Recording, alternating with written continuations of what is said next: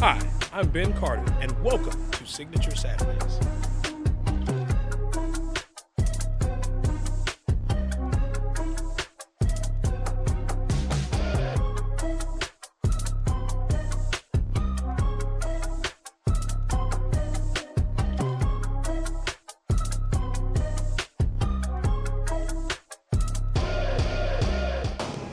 Good evening and welcome to Cignature Saturdays. We're here at Stanley's Cigar Lounge in Atlanta, Georgia.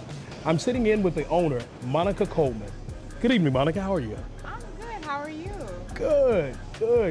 Thank you so much for having us for Signature Saturdays, being able to launch our official first Signature Saturdays here at Stanley's. Thank you for choosing Stanleys for your launch. I am honored that you like the establishment enough to launch this amazing venture that you're doing here with us. So thank you.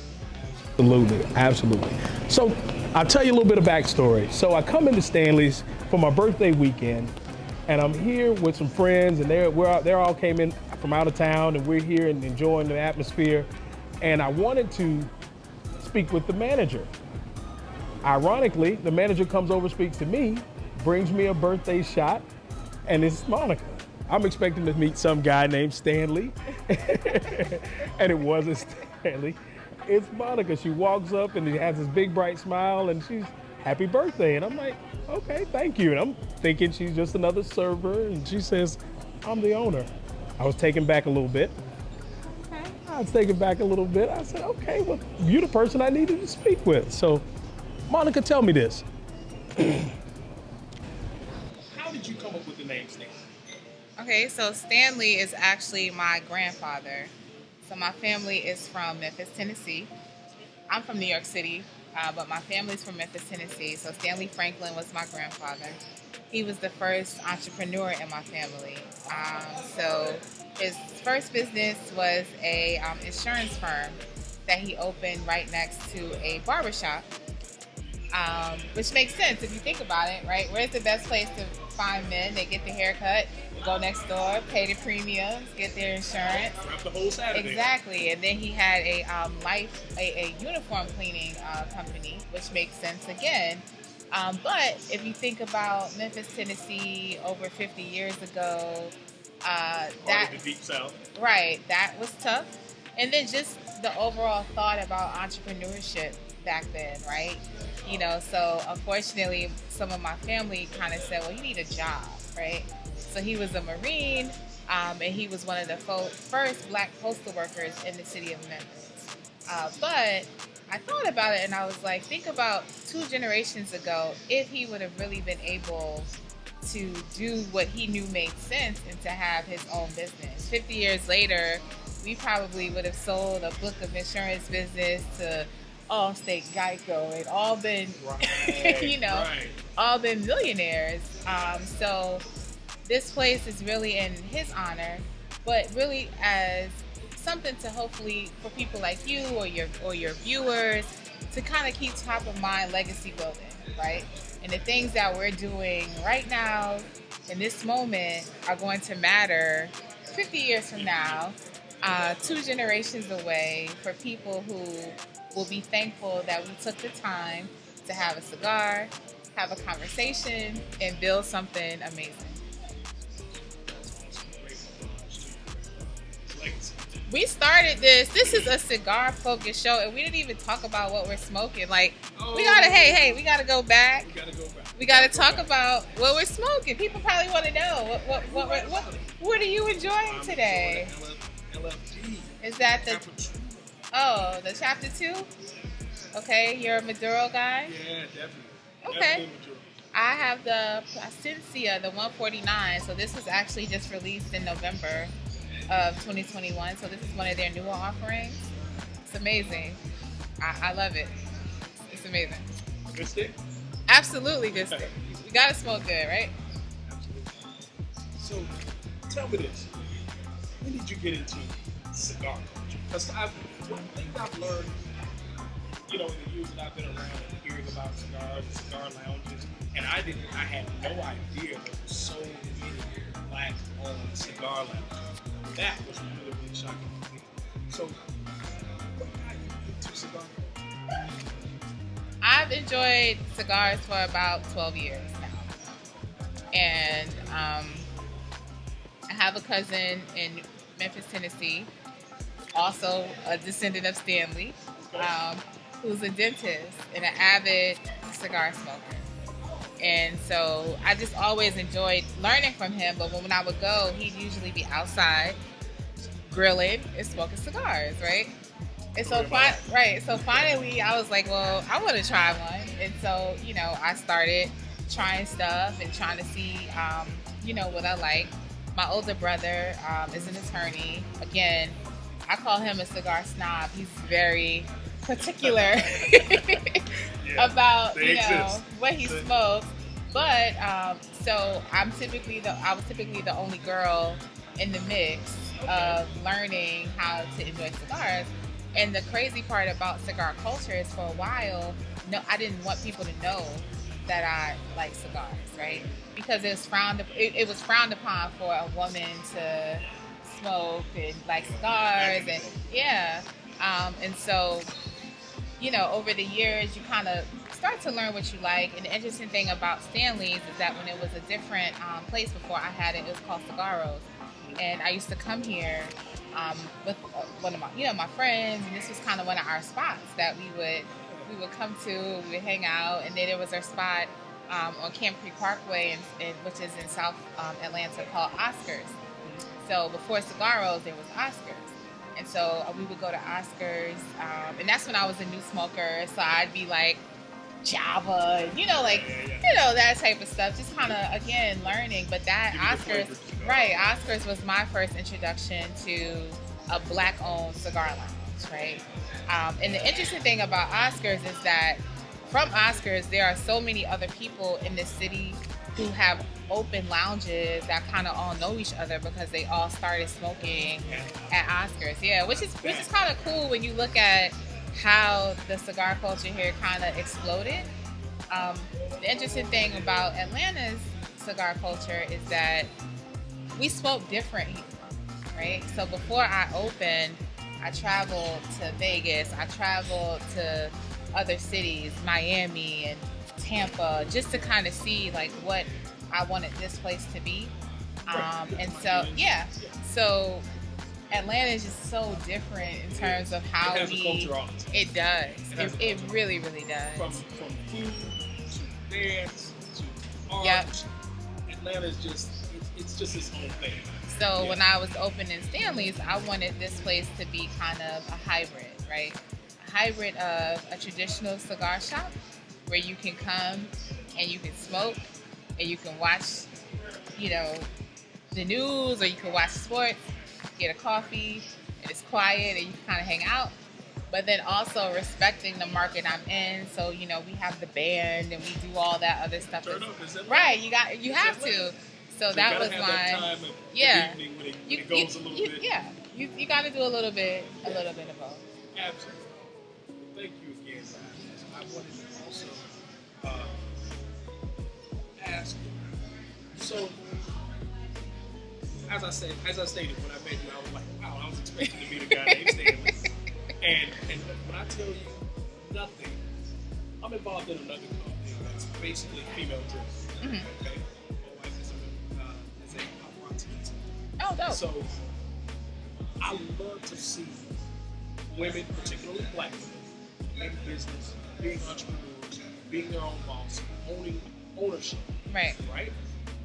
But do you, just a question, is there a culture, is there any other Black female cigar lounge owners that you know? Yes. Not in Georgia. So I believe in Georgia, I think I'm the only sole proprietor. There's some people who are like husband, wife, but this, right? I think I'm the only sole proprietor in Georgia. In Brooklyn, there's a spot called Blue Smoke that's owned by a lady named Gloria. Super dope.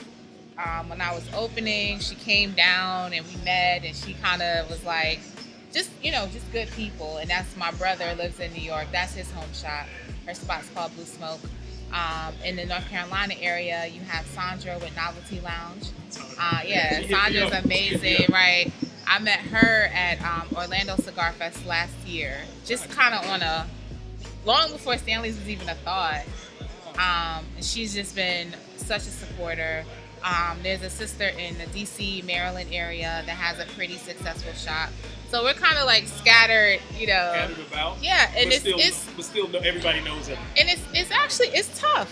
It really is. It's tough being a woman in a male-dominated space where you have men that make assumptions, right? That you don't smoke or you don't know anything about cigars.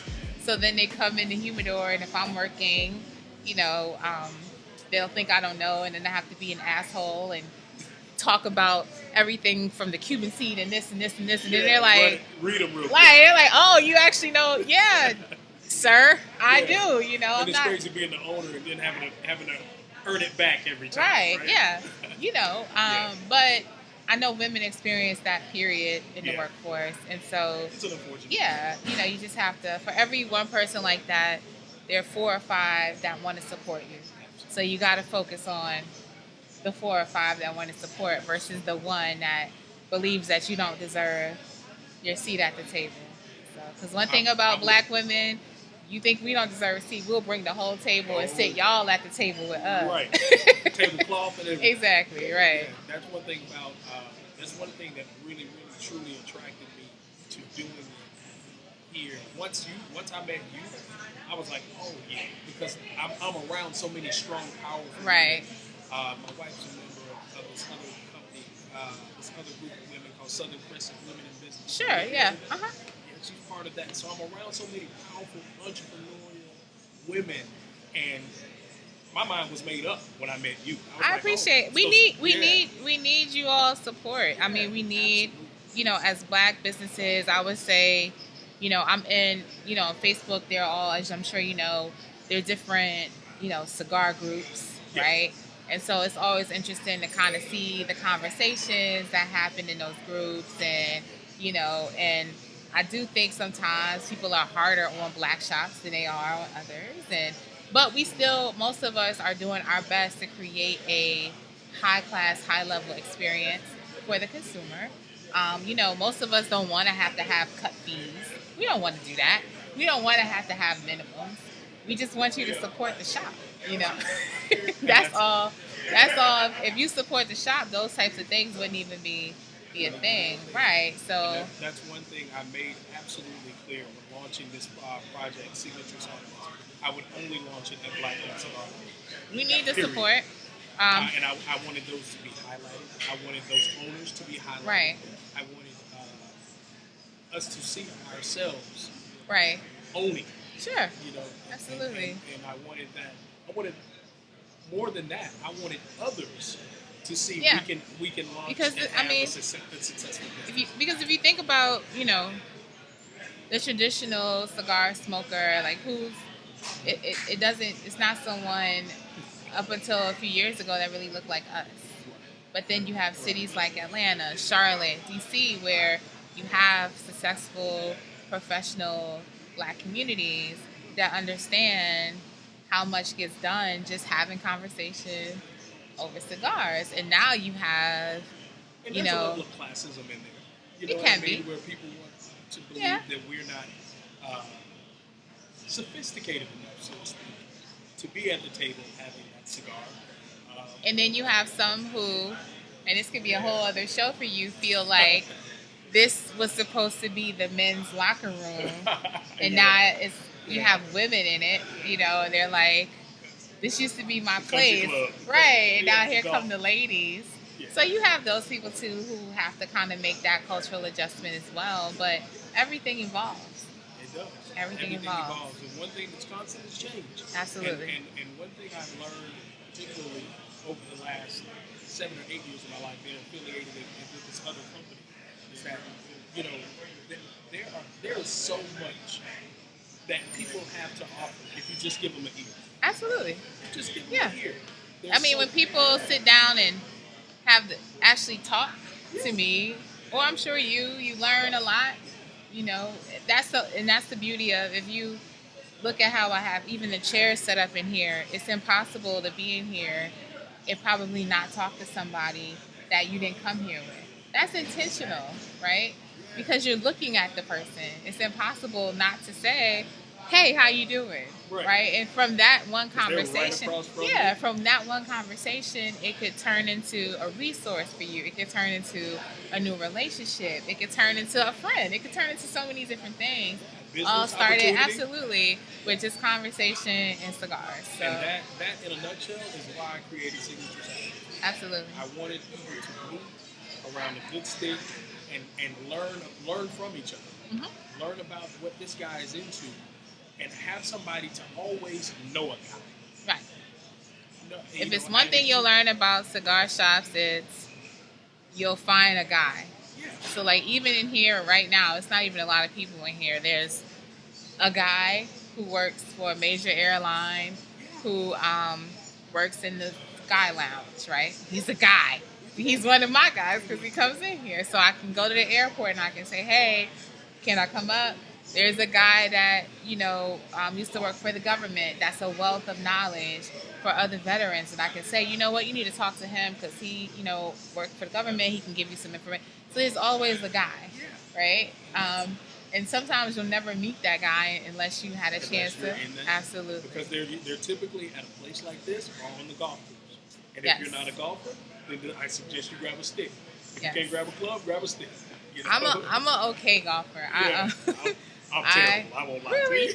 I'm good for about a good 9 holes, and then I'm tired, and I want to go, and then I want to go in. Yeah. I'll go out there. And golf is that up and down game. You'll have one day where you were absolutely great, and then you'll have one day where you absolutely suck. I get to play with people because I bring the cigars. Yeah. So they'll. They're like, come on. Yeah, they're like, yeah, you We'll can tolerate your you game. can play with us.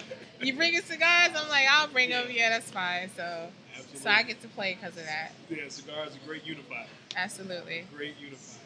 But also, so when you, how did your girlfriends feel when you told them, I'm buying cigars? I'm about to launch A cigar lounge. and I I'm mean- going to change the name, and I'm changing the game, and I'm going to be the only female cigar lounge owner in this city. How did that go over? I got to know. I think they were more confident in what I was doing than I was. Absolutely. I think I've been blessed with a great village of people. And so to them, it was a natural progression for everything I had already done, in my career. I've owned a marketing company since 2006. So through that, we've had clients like Pepsi and Coke and Ford and Lexus and, I've worked on large festivals with 20,000+ people and all kind of stuff. So to my friends, they were like, well, you smoke and you know how to engage people. You know how to create experiences. So they were like, what are you nervous about? Right, And I'm what are you like, are waiting you kidding me? Yeah. And through the process, it wasn't easy. From a business standpoint, I had less than 90 days to get open, right? So that's less than 90 days to flip this place the way that for my vision, cigar accounts, liquor license, business license, fire inspections, food service license. I had less than 90 days to do all of that. And open the door. And open the doors. You a bad girl. So You are during a that bad girl. time, you're hit, like, I remember with the liquor license, Yeah, it's always a hassle. I didn't get it till 48 hours before my opening. 48 hours. So I went into the week of I had this grand opening plan and people RSVPing and all this stuff. It was 48 hours. And could you buy before then? No. Because you didn't have the liquor? You can't buy, you can't sell, you can't anything. So you got 48 hours to load up on liquor. Yep. I have 48 hours before I open my To stock the doors bar. to try to have alcohol in here to open my doors. And that was only God's grace. All of this is only God's grace and favor. And I'm so mindful of that, which is why when people like you say, hey, can I come to your spot? Absolutely. Because this place, I keep saying, is bigger than just Monica. This was never just about me, being able to say, I own a cigar lounge. Who cares? Like, how are you leveraging that to help somebody else. How, these ladies that work for me are amazing. Some of them have small businesses and stuff they do. It's my responsibility to support whatever they're doing and figure out how can you make money here if you work here off of the people who come here because you're part of this community as well. Absolutely. So and because someone needs your service doesn't mean they won't need the service that they do. right. So yeah, it's all been a faith walk. Because I think people thought like, I don't know what. I hear so many stories, and then, and I tell people as a woman, people will always try to find ways to discredit whatever you're doing, right? So you say, oh, I own a cigar lounge. In their mind, they're like, oh, she probably has 7 partners and this and this and this. And I'm like, where's their money? Because look, I don't know if I brought this up. This is your Founders Day with Alpha Kappa Alpha. Again, you all start things. That's what y'all do. We do. That's what y'all do. We start them, we see them through. And that goes from the vice president. Absolutely. Yep. So you all do those things first. Absolutely. And then it takes a certain attitude, a certain person, certain persona, a certain degree of confidence to say, you know what, yeah, I can do this. So what's the motto you live by? I'll tell you mine, but I want to hear yours. What's your life motto? My life motto? Gosh, I have so many that I love, but I mean, my do unto others deal is that's always been my deal. I've always been a person that wanted to serve. Always been a person that if I can help anybody, that's my deal. I'm vice president with a charity. Okay. Whatever way, I'm a helper. That's okay. my thing, even if I don't have much, I'm gonna see what I can do for you. So okay. That do unto others, if you have them to do unto you, is really one of my key ones. Okay.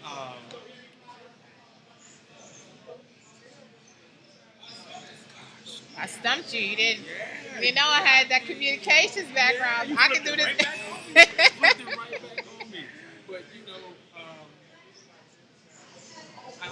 I just believe that there's so much greatness in people there's so much untapped potential out there. Right.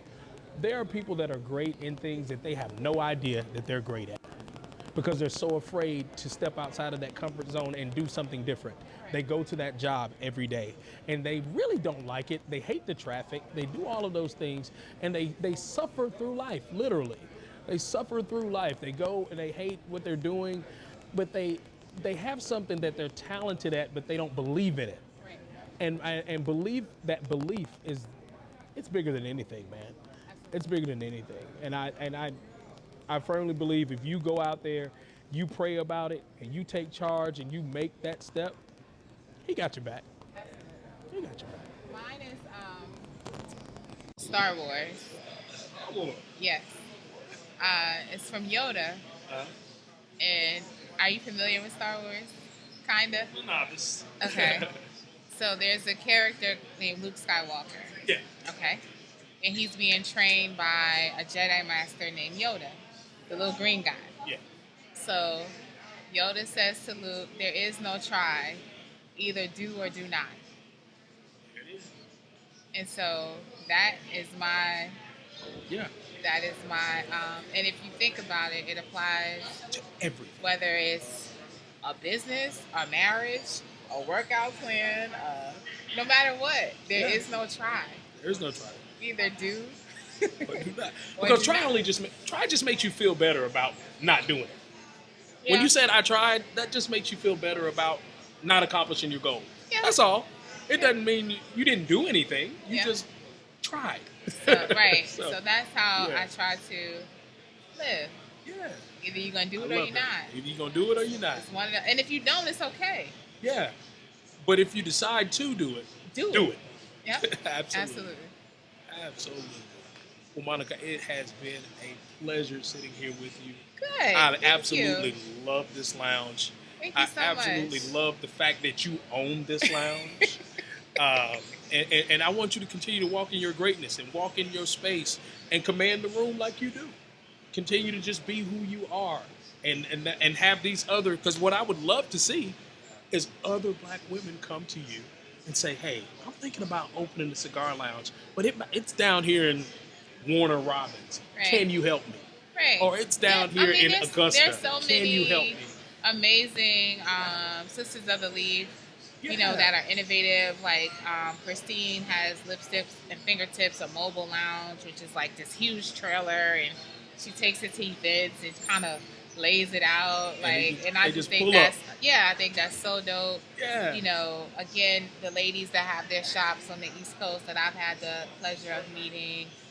So there are a lot of us, and so you know, I it's love just women who enjoy cigars, right? And Yeah. my goal is for people to not feel like I did for so long, where you don't want people to even know that you want like people cigar. comfortable. Yeah, it just Just be cool. so it always makes me excited when people come in, men and women, and they're like, "Hey, I don't know what I'm doing." I love that, and I'm Yeah. like, "Let me show you." Yeah, you get a green pea and just Right, say, okay, yeah. you start out So with then you, this. yep, and then you kind of walk them through, and you can tell that they feel comfortable because no one wants to feel, you know, made to feel like they don't know what they're doing, or, you know, they want to feel like you're interested in teaching them. So that's one of my, you know, favorite things to do. That's cool. I'm trying And then to. I'll say to other shop owners, just because it's a woman doesn't mean we want a sweet smoke or we want, you know, and Yeah. there's nothing wrong with Tatiana. Some people love them, and that's fine. But not all ladies want that. I see a lot of ladies come in, they want diggers. You Yeah. know, they want Dama Fuerte by Placencia. Like, they, you know, they enjoy want a cigar. giraffe choke. Yeah, absolutely. Like, I call it a robust cigar. Right, so Yeah. I challenge people to, because I'll go to someone's humidor, and they're like, oh, here's the, you know, Tattoo. yeah, and I'm like, They guide you right on over. right. So Yeah, then I have yeah, to be like, yeah. you know Here's what? the peach mint. Give me that. You Yeah, know, here's they're the mango. You know, right. yeah. You know, so don't always assume that. Treat your ladies the same way you would your male consumer. And one thing about us, we research everything I bring. I do all my own orders for my humidor. Really? Yes, I do. You still do that? Absolutely, and I will I continue like that. to. I like that. So everything I put in there, I've smoked it, I've tried it, or I've looked at what it is, I've looked at the ratings. So I'm really trying to, and I know most shop owners are, curate a selection that is quality, right? That, and then also some of the black brands, you know, we have Empress Cut, which is a black-owned brand. We're bringing in the Rooster Smokehouse, which is another black-owned brand.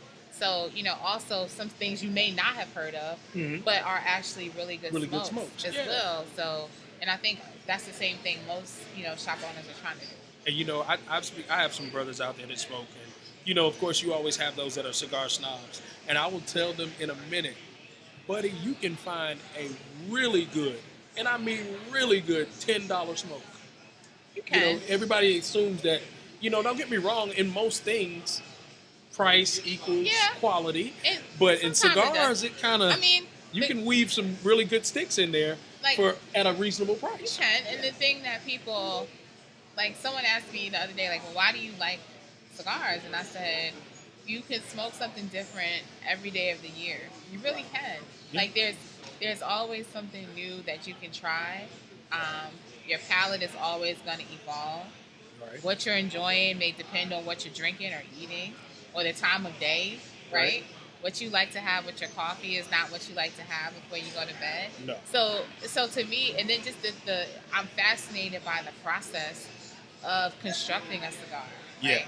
And everything that, because it may have a Nicaraguan leaf, but it may have a totally different the soil. filler. Obviously, you know, in your mind, of course, the soil in the Dominican Republic is different than the soil in Nicaragua, and then you get to taste those differences.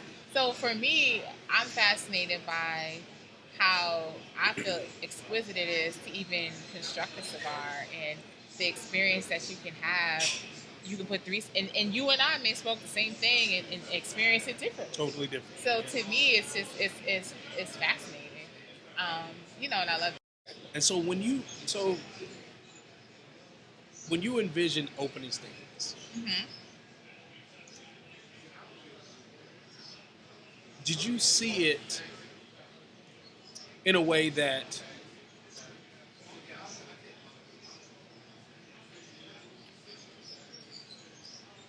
what did you see your customer base looking like? Were you looking to, as you're opening and you're a female owner, were you looking to bring more Sisters of the Leaf into cigar culture? Or Was that something? I wanted it to feel comfortable, Yeah. upscale, comfortable and upscale. Like that was my goal, right? Because we are located in the middle of a lot of neighborhoods, right? Right. So I had to be mindful that some of my customers might be people who just went and cut their grass, right? Right. And they're like, I just want to go have a beer and a smoke. I just cut Yeah. the grass. Yeah. I Just want just to chill. housework. I just need a second to just kind of relax. Yeah. Unwind. Yeah. That guy doesn't want to have to come as sharp as you are after he cut the grass, right? He wants to be able to go to his neighborhood lounge, watch a little sports, have a smoke, and just chill. Right. But then you have people who may want to bring a date, right? And, introduce their lady to cigar or introduce their man to cigars. So then you got to make sure your environment feels good for that too, right? Yeah, it's a fine line. Yeah, so you have to kind of, Yeah. my goal was to do a little bit of both. So to have elements that made it still feel, I remember when I first came in, I painted the place blue, right? Mhm. So because people hadn't seen it and because I'm a girl, they thought it was like a weird baby blue color. So that's what I was hearing. She painted it blue. So I know in their heads, people thought it was like baby blue or something weird. Right, And I'm right. like, no, it's not that. It's navy blue. Yeah. So once they actually saw it, they were like, oh, Yeah. it's more a, comfortable. It's a sexy. She thought you were going to right. powder it up, powder blue the Yeah, room. they did. Or that because I'm like, hey, it was going to be like pink and green in here too. Just all kind of crazy. Yeah. But I did want to introduce some femininity, which I did, with my artwork. But also honoring the divine masculine that I think all ladies love about men. So you'll see the touches of the different lions and stuff that I have around here that represent that. So it's really the kind artwork of... in here is amazing. Thank you. So it's kind of creating a mashup of feminine and masculine energy Right. in a way that plays well and feels sexy but still feels comfortable. Yeah. So Everybody's in their zone when they're here. right. Nobody feels a little, this is a guy spot. Yeah. Or And the it- guy it doesn't did- feel like, I didn't- this 'cause is I a know- little too ladylike. Right, because when you, Yeah. smoking as long as I have, you go to places, shops, and some of them do feel like grandpa's basement. And that's Yeah, and, the locker room. Yeah. And for the people there, that's the experience they want, and it's cool, and that's what they want. And then there are those shops where you don't even feel comfortable if you're not like in heels and dressed and all, which again, that's the experience that they want, and I wanted to kind of be somewhere in the middle. And that's why I wanted to launch here. That's why I wanted to be, of course, with Cignature Saturdays, I had a dress code out there for the gentlemen, but that was just more purposeful for something else. Right. I wanted to do it at a lounge where you could dress up if you wanted to, Right. but you didn't have to. Yep. And there are certain lounges that around here that you're going to be totally out of place if you go in there a certain way. Yeah. And that, to me, I'm going for the experience. I'm not going for the fashion show. Right. You know what I mean? Right. Even though I do like to dress a little bit, but Right. I'm going to have a good cigar. Look okay, but still, It's about the stick. it's about the stick. It's Yep. about the experience. It's about the ambiance of that particular lounge. Yep. Again, thank you so much. Thank you for coming. Thank you so And much. And listen, I got something for you. for me, I got something for you. I like gifts. In honor of your official launch of Cignature Saturdays.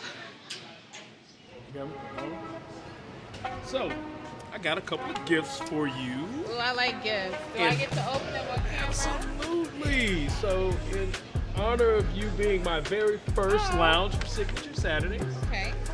pull that out. I got a little flag. Flags. I love flags. This is amazing. I got a flag, guys. This is amazing.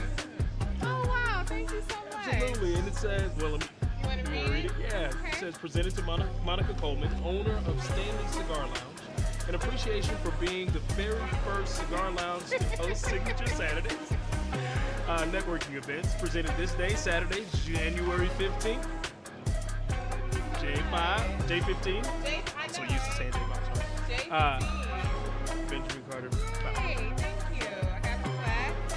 And I got a look. And I got, I hope this is some love.